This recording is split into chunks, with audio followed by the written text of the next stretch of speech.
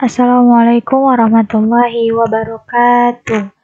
Apa kabar anak-anak? Semoga selalu dalam keadaan sehat ya, dan tetap semangat dalam belajar. Oke, pekan yang lalu kita sudah belajar tentang perilaku terpuji. Yang A, perilaku kasih sayang dengan sesama, yaitu menyayangi keluarga, teman, dan juga tetangga. Nah, sekarang kita akan belajar perilaku terpuji bagian B, sikap kerjasama dan tolong-menolong. Siapa yang tahu apa itu sikap kerjasama dan tolong-menolong? Nah, yang pertama ada sikap kerjasama. Kerjasama yaitu kegiatan yang dilakukan oleh beberapa orang untuk mencapai tujuan bersama.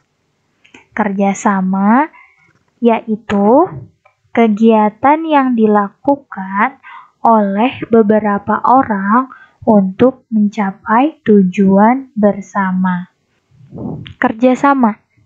Kerjasama boleh dilakukan untuk hal-hal yang baik. Contohnya, kerjasama merawat tanaman di sekolah, kerjasama menjaga kebersihan kelas. Lalu kerjasama tidak boleh dilakukan dalam hal yang tidak baik.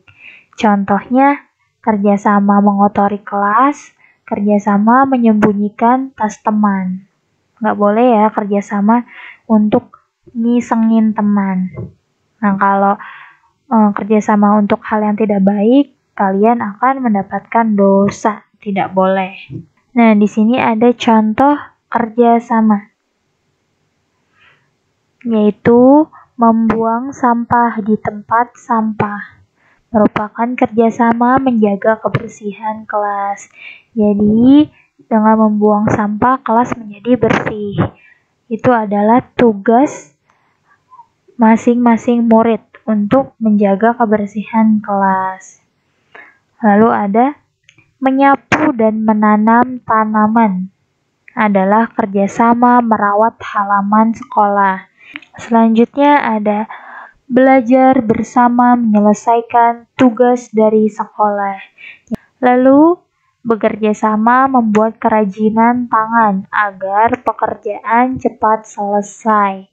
Ya, jadi bekerja sama dalam membuat kerajinan tangan atau tugas dari sekolah dan dikerjain bareng-bareng agar lebih mudah dan cepat selesai.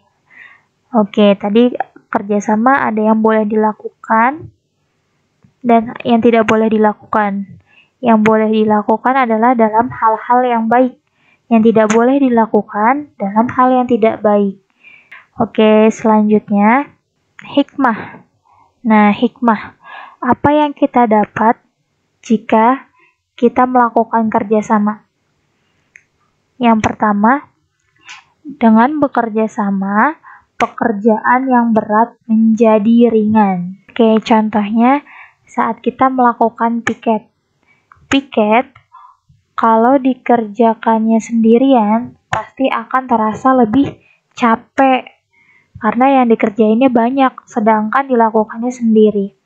Kalau kita mengerjakannya banyak orang bareng-bareng, pasti akan terasa ringan karena dikerjainnya bareng-bareng. Lalu yang B, pekerjaan bisa cepat selesai. Ya, kalau sendirian pasti akan lebih lama.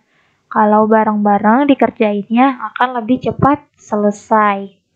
Lalu yang C, hikmahnya dari kita bekerja sama yaitu melatih kebersamaan.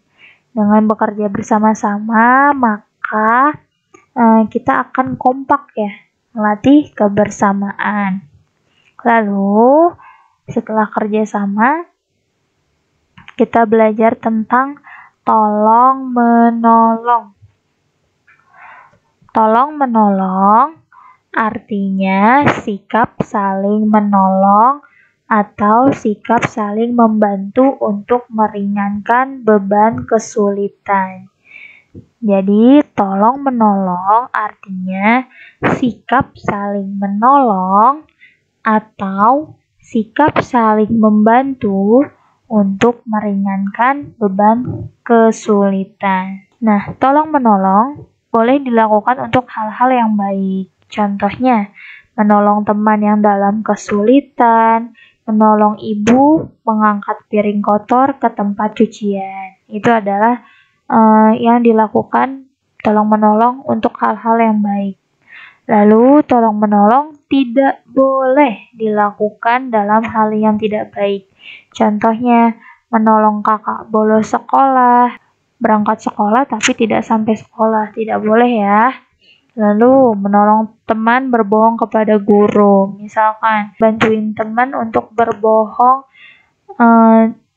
tidak mengerjakan tugas karena tidak bawa, padahal bawa tapi tugasnya belum dikerjakan. Tidak boleh ya menolong teman berbohong.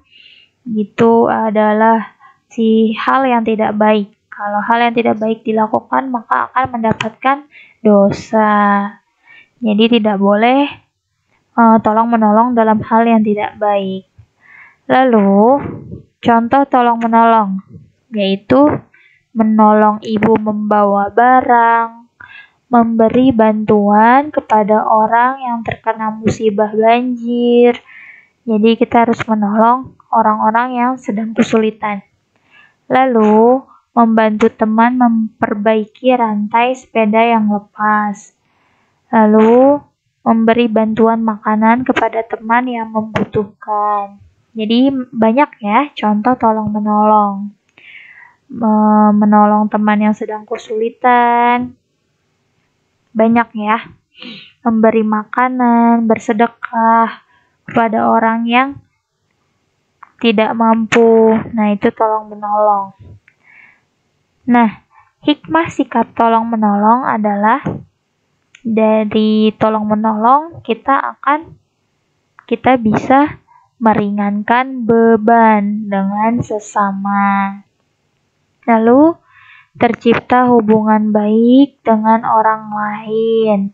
Dengan menolong orang itu akan baik kepada kita, berterima kasih kepada kita dan senang. Jadi akan menciptakan hubungan baik.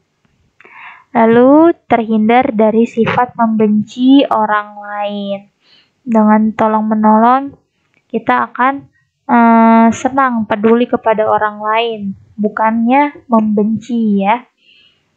Oke, selanjutnya mempunyai banyak teman. Dengan tolong menolong pasti kita akan mempunyai banyak teman karena kita sering menolong orang. Jadi orang akan menilai kita baik. Orang-orang akan senang kepada kita karena kita suka menolong orang, karena kita orangnya baik. Oke. Jadi itu ya, perilaku terpuji, kerjasama, dan tolong menolong. Oke, cukup sampai di sini pelajaran agama Islam. Nanti silahkan dikerjakan latihan soalnya. Silahkan dikerjakan latihan soal pelajaran 7 halaman 67 sampai dengan halaman 69. Silakan dikirimkan ke Google Classroom atau kalau kesulitan boleh kirim langsung ke WhatsApp Miss Atifah. Oke, terima kasih. Wassalamualaikum warahmatullahi wabarakatuh.